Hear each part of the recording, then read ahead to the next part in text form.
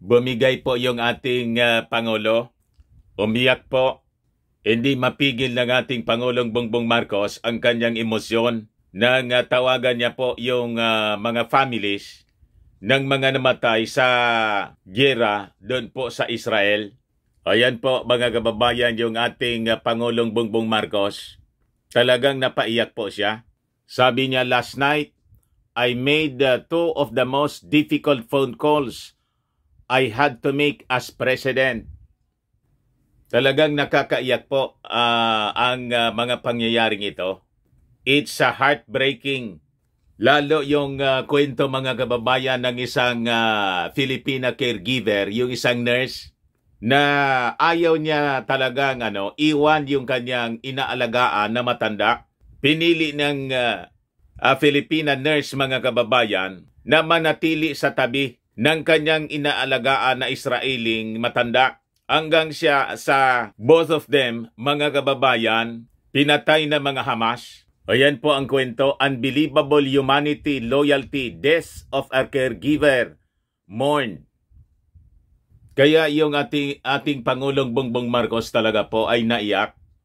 But before ko mga kababayan ibigay sa inyo yung full story, click subscribe muna dito sa ating YouTube channel and hit the notification bell para lagi po kayong updated na mga kaganapan dito sa ating bansa at sa buong mundo. Like and share na rin po ninyo ng ating video. At wag na rin po ninyo na i-skip yung ating mga commercial ads para tuloy-tuloy ang pag-unlad ng bagong Pilipinas. So naging very emotional mga kababayan yung ating Pangulong Bongbong Marcos. Sabi niya sa kanyang post mga kababayan 20 hours ago, last night I made two of the most difficult phone calls I've had to make as president. The nation is one in grieving with the families of the Filipinos who were killed in the attacks on Israel. Sabi niya, we will provide the most support to the families they were taken from. This tragedy will not deter our spirit. We will continue to stand for peace. Sabi ng ating Pangulong Bongbong Marcos. So sabi rito sa balita from the Manila Standard, President Ferdinand Marcos Jr. spoke to the families of Filipinos killed in the Hamas attack in Israel on Wednesday night and vowed to provide them with the help they needed. Yung Department of Foreign Affairs mga kababayan, kinumpirma yung dalawang mga Filipino na namatay from the massive attack on Israel noong Sabado. Nakilala sila mga kababayan as Angeline Aguirre, 32 anyos, from Pangasinan, at saka si Paul Vincent Castelvi, 42 anyos, from Pampanga. Pareho po silang mga caregivers. Kinilala mga kababayan ng mga Israeli official yung katapangan and heroism ni Aguirre, who showed unbelievable humanity when she chose to stay with her employer. Hindi po siya umalis mga kababayan doon. Pinili niyang mag-stay sa tabi. Hindi niya iniwanan yung kanyang alaga na isang pasyente na matanda.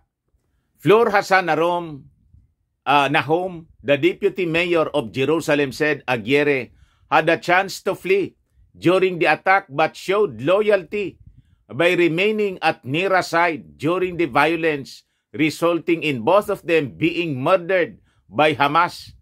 Sabi po mga kababayan ni Nahum.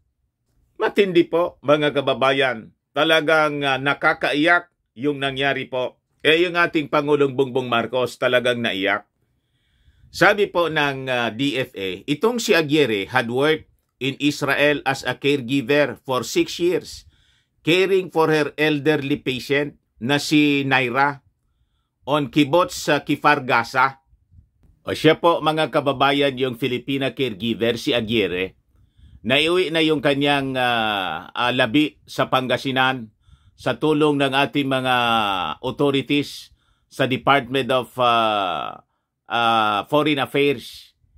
napakagandang Filipina caregiver, mga kababayan, na pinili niya na mag-stay sa tabi ng kanyang inaalagaan na Israeli elderly patient. Ayan po, mga kababayan, yung kanyang picture. Sabi dyan, a candle is lit near a crucifix and a picture of caregiver Angeline Aguirre at her family's residence in Barangay Balagan, Binmali, Pangasinan yesterday. Aguirre is one of the 2 Filipinos confirmed killed in Israel during the attack by Hamas over the weekend nung Sabado. Kaya yung mga Filipino, mga kababayan, yung ating bansa, mahal ng mga Israelis po. And we have that history ng pagsaklolo po sa mga Diyos, mga kababayan, during the time of Hitler. Noong panahon, mga kababayan, ni Hitler, yung presidente noon, si Quezon, naging refuge po ang Pilipinas ng around 1,300 Jews na persecuted po by Hitler noong panahon ng Holocaust. Kaya hindi na bago sa atin yung ganyang pag-uugali, mga kababayan. Natural sa atin yung sumaklolo sa ganong mga sitwasyon, lalo na sa mga Hudyo. Kasi nga po, kasin po natin ang mga Hudyo. We are Ophirians. Galing sa lahi, mga kababayan, ni Peleg at Yoktan, kung saan galing, mga kababayan, ang lahi ng mga Hebreo at mga Ophirians. Kasin po tayo. Kasin tayo nila. Kaya nandyan yung lukso ng dugo ng mga Filipino, the modern Ophirians, mga kababayan, sa pagsaklolo sa mga Hudyo.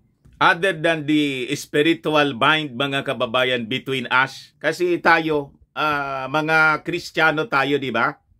Ang Israel is the birth of our Lord Jesus Christ. Kaya ganun po tayo sa pagsaklolo, mga kababayan, sa mga Diyos. Ayan po, mga kababayan, remembering our humanitarian legacy with safe haven, Jewish refugees in the Philippines, to pay tribute to the legacy of the Philippine President Manuel L. Quezon, whose open door policy saved close to 1,300 Jewish refugees fleeing the Holocaust.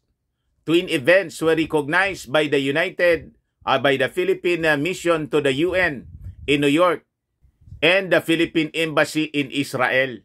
Ganon, mga kababayan. So, nalaman na ninyo kung gaano kalalim yung relasyon, mga kababayan, ng Pilipinas at saka Israel.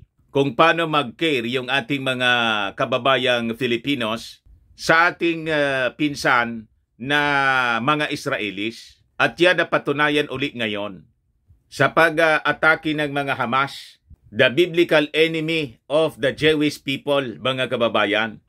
So sabi rito, mga kababayan, sa balita, in grief and anguish, loved ones of the Filipina caregiver killed in Hamas attacks in Israel recalled her last moments of terror, which she narrated in their online chat group as murder and mayhem unfolded before her eyes.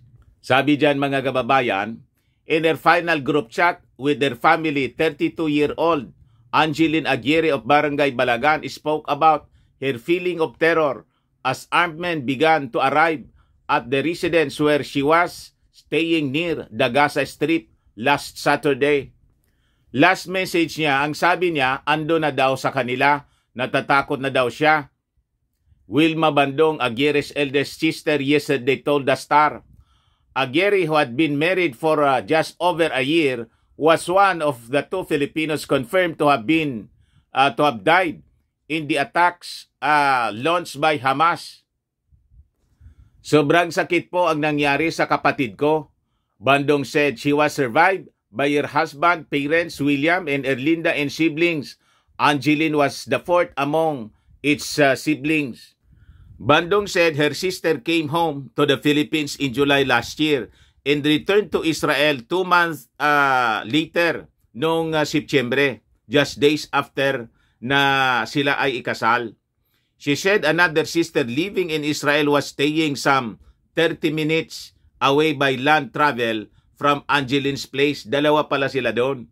Bandong said Angeline was known for her kindness, and as such, her previous employer had treated her like a family member. Talagang napamahal na po, mga kababayan, sa kanyang Jewish employer. Ito pong si Angeline. Sabi niya, yung kanyang sister had planned to visit Malta or Canada with her husband. She was also planning to stay for good in the Philippines to raise a family. Angeline's grieving widower, also a former overseas worker from Bulacan, was set to arrive in his late wife's hometown to await the repatriation of her remains. Hindi pa pala po mga kababayan nakakauwi. Yung picture lang yung nandun. Kasi confirmed na siyempre patay na. Akala ko po kanina naiwi na kasi may nakalagay ng crucifix at yung picture niya. So sabi rito, she said they were in close coordination with authorities for the repatriation of her remains. So hindi pa na ibabalik mga kababayan yung bangkay ni Angeline. So sabi rito sa balita, Pangasinan Governor Ramon Guico III said the provincial government is ready to extend all the necessary help to Angeline's family. According to the Provincial Information Office, Dobby de Guzman, it pains me to hear this horrible news. I sympathize with their family, sabi po ni Guico. So tama, mga kababayan, nagkamali ako ng pagbabalita. I-correct ko na lang po. Akala ko, nandyan na yung bangkay. Andyan pala, picture pa lang at sa tabi ng crucifix at saka kandila. Kasi siyempre, confirm ng patay siya. So naglagay na sila ng ganito doon sa bahay nila, mga kababayan, sa Pangasinan. So yan po, ang namatay na si Angeline, isang napakagandang nurse. Maganda at matapang na nurse at very caring, mga kababayan.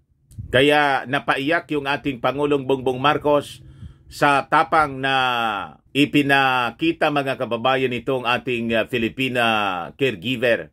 Doon po, mga kababayan, sa Israel.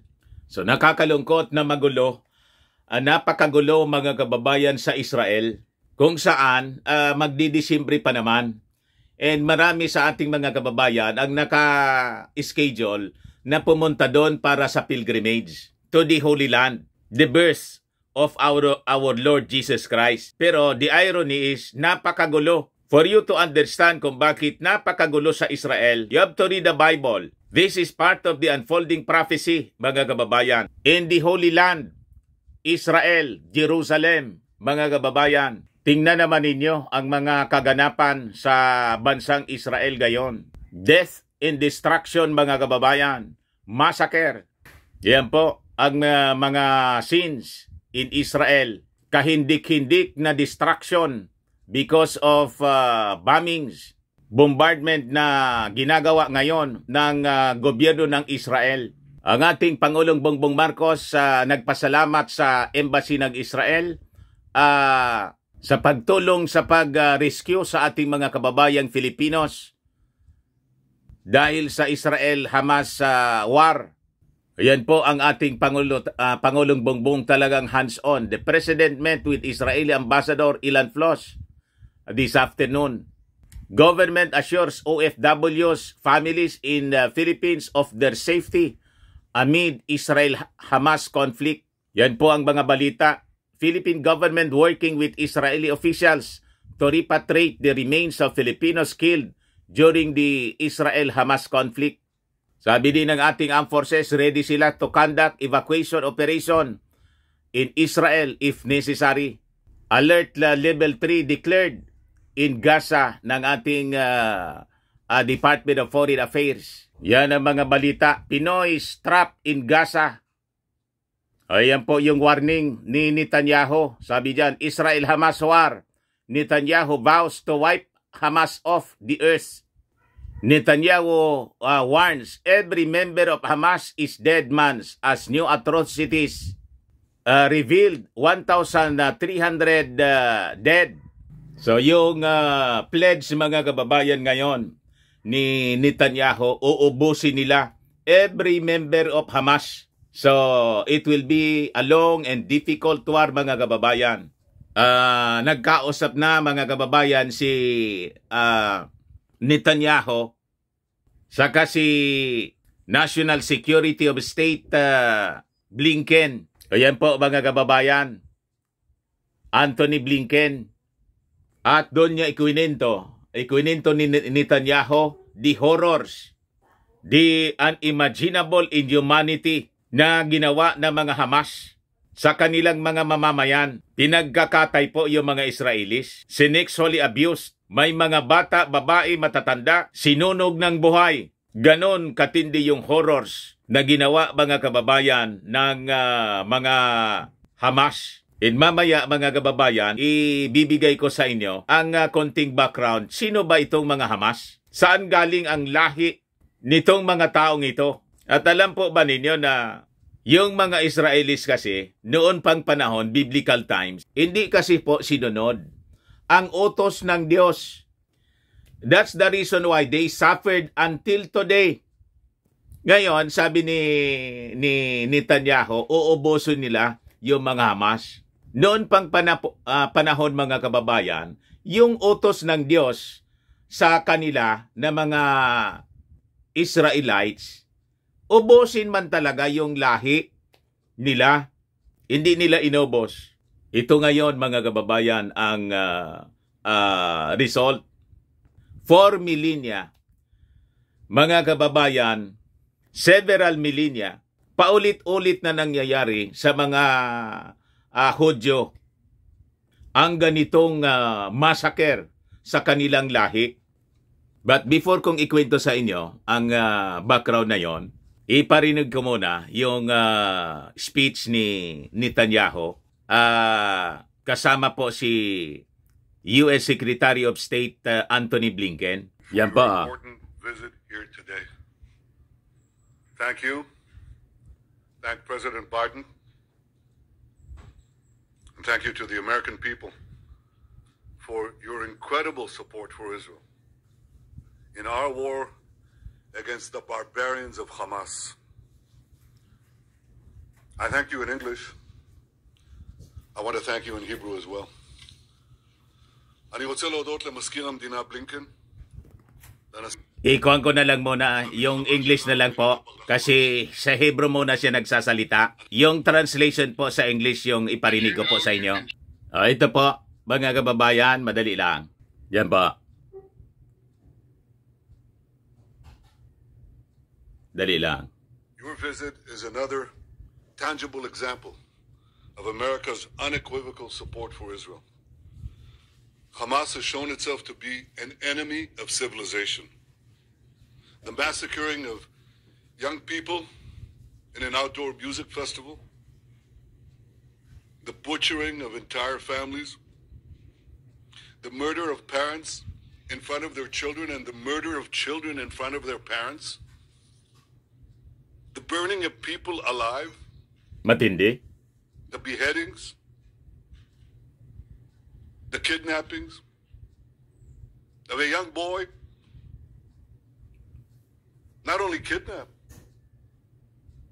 molested, hurt, attacked, Matindi pa. and the sickening display of celebrating these horrors, the celebration and glorification of evil. President Biden was absolutely correct in calling this sheer evil. Hamas is ISIS, and just as ISIS was crushed, so too will Hamas be crushed. And Hamas should be treated exactly the way ISIS was treated. They should be spit out from the community of nations. No leader should meet them. No country should harbor them. And those that do should be sanctioned. Tony, my friend, I say to you, I say to all of us, there will be many difficult days ahead. But I have no doubt that the forces of civilization will win. And the reason that's true is because we understand what is the first prerequisite of victory. It's what you just said in our meeting. Moral clarity. This is a time, a particular time, a special time, that we must stand tall, proud, and united against evil. Tony, you are taking that stand. America is taking that stand. Thank you for being here today. Thank you, America, for standing with Israel today, tomorrow, and always. So yun po, mga kababayan, yung mensahe ni Netanyahu, yung message ni Netanyahu. I'm grateful to be back in Israel in this incredibly difficult Si Blinken naman po, for this nation, but in fact, for the sagot ni entire world. Blinken. If you'll permit me, personal aside, I come before you not only as the United States Secretary of State, but also as a Jew. Jewish pala ito si My Blinken. grandfather, Maurice Blinken, fled pogroms in Russia. My stepfather, Samuel Pizar, survived concentration From camps, Russia pala siya dati. Auschwitz, Dachau, Majdanek.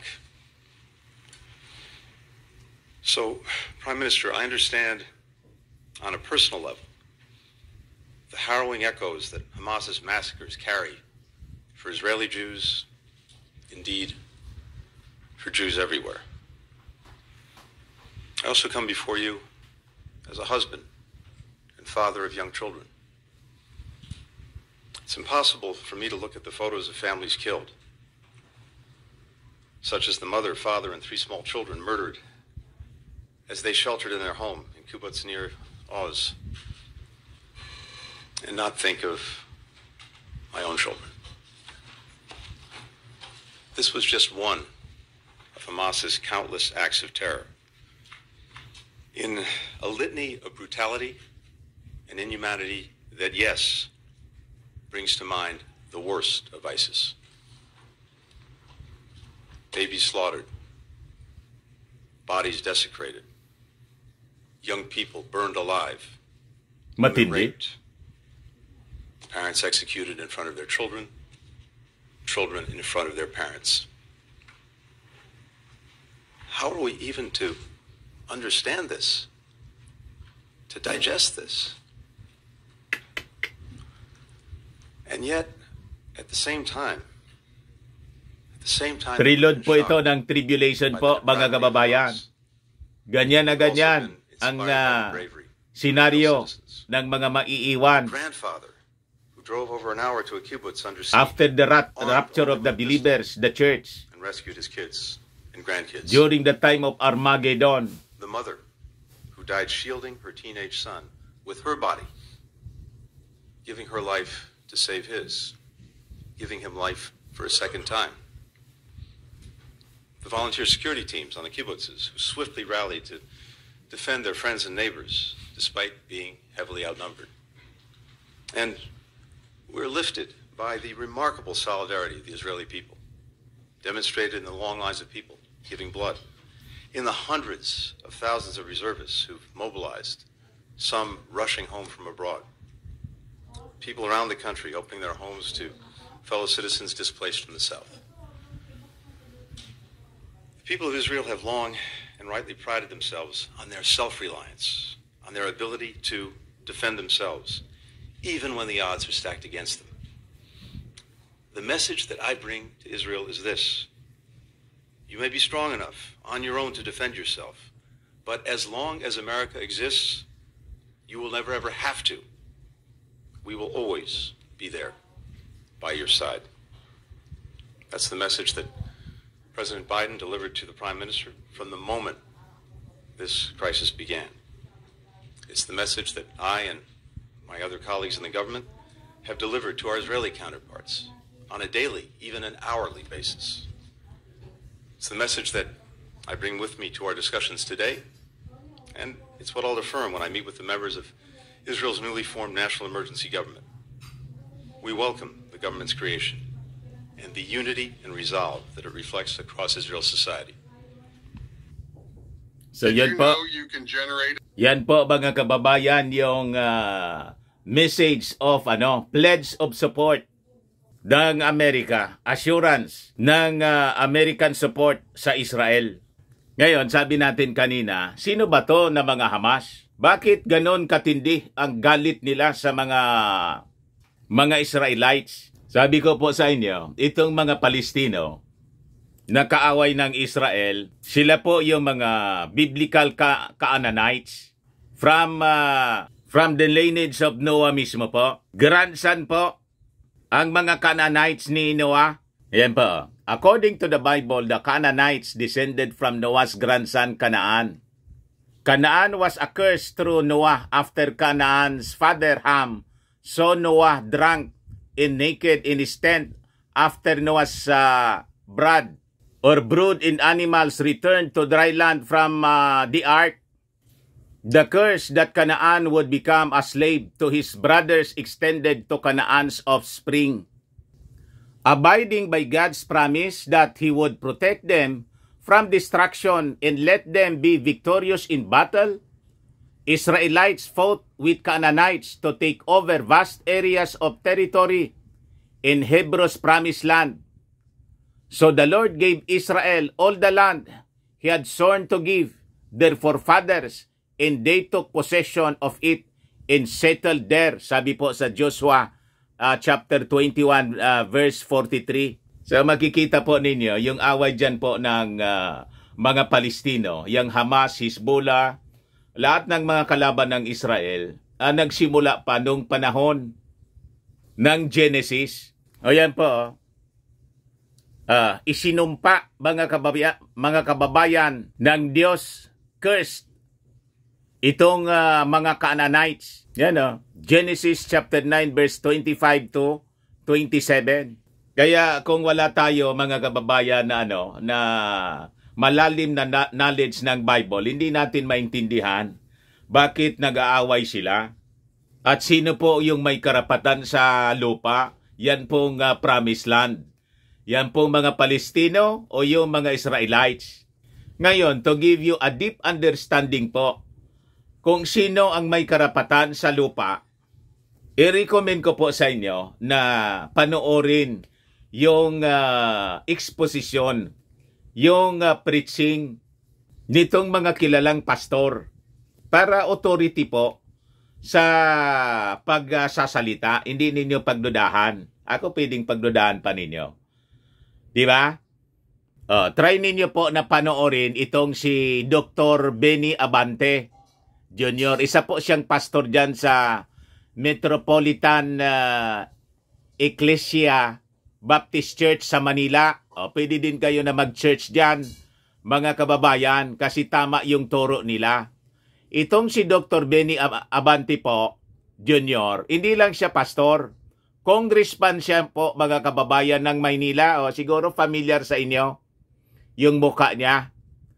Congressman po siya, hindi matalo-talo, laging panalo dyan sa Manila, kahit hindi namimili ng boto.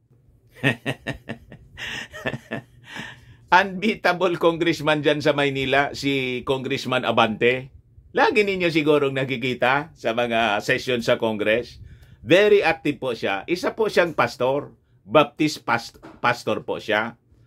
And napakalalim po ng kanyang knowledge about prophecy, about history, biblical history.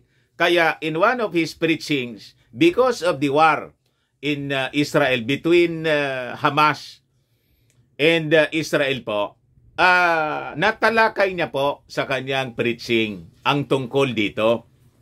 I-search na lang po ninyo. The War on Israel, Dr. Benny M. Abante. Sa YouTube po, YouTube. Para you will have a deep understanding ng gira po dyan, mga kababayan. At masumpungan na rin po ninyo yung kaligtasan sa pamamagitan ng ating Panginoong Hesukristo. There you will understand kung nasaan na po tayo, gaano na ba tayo kalapit sa pagdating ng ating Panginoong Hesukristo? At saan po ito mauuwi? Mga kababayan, na war in Israel, gaano na ba tayo kalapit sa rapture of the believers? And for you to understand, ano yung rapture? Isa pang video, mga kababayan, preaching, October 8 pa lang. Israel War in Final Prophecy, October 8, 2023, with Pastor Tiff Shuttlesworth. Yan po, sa YouTube din po, mga kababayan. For you to understand kung bakit ba sila nag-aaway. Ano ang pagkakamali, ng Israel? Bakit hanggang ngayon, mga kababayan, ganun katindi ang hatred against the Jewish people? There you will understand, mga kababayan, kung bakit ganon. Sabi ko nga, laki ng pagkakamali, mga kababayan, ng Israel, ng mga Jewish people noong pang panahon. Nagkamali sila. Hindi nila sinunod yung utos ng ating Panginoong Ama sa langit. And because of that blunder, because of that sins, until today, they are suffering. Kaya nakikita ninyo ang kahindik-hindik na nangyayari in the promised land, in the Holy Land. Di ba sabi natin, mga kababayan, that's the irony. The land of birth ng ating Panginoong Hesukristo, napakagulo. Bakit? There you will understand kung bakit. At dito sa preaching po, ako nang panoorin ko po ito, biglang nag-pop up sa aking timeline, mga kababayan. Napaiyak po ako, napaluha ako, tulad ng pag-iyak ng ating Pangulong Bongbong Marcos, mga kababayan, sa pagkamatay ng dalawang Filipino at may mga iba pang naiipit in the conflict in Israel ngayon po. At dito din po, mga kababayan, makakapag-decide tayo. Saan po dapat tayo nararapat na kumampi? Saan tayo lulugar? In the conflict between Hamas, the Philistines, and the Jewish people, saan tayo? Pero to give you a little idea, i-quote ko na lang po sa inyo itong Genesis chapter 12 verse 3. Sabi diyan, calling Abraham, I will make you into a great nation and I will bless you. I will make your name great so that you will be a blessing. I will bless those who bless you and curse those who curse you, and all the families of the earth will be blessed through you.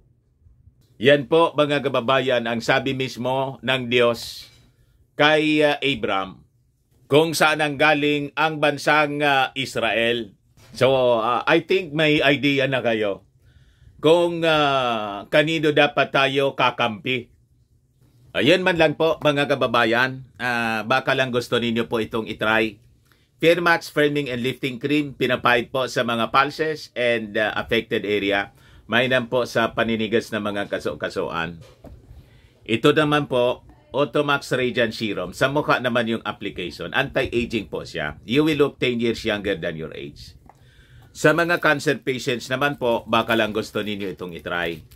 Ningxia Red Mix Fruit Drink. Hindi man po siya gamot, food supplement siya. Kaya lang, gawa siya, mga kababayan, sa goji berry. Ang goji berry may anti-cancer properties. Okay po? Ako po si Dante Maravillas. Bye-bye po. God bless.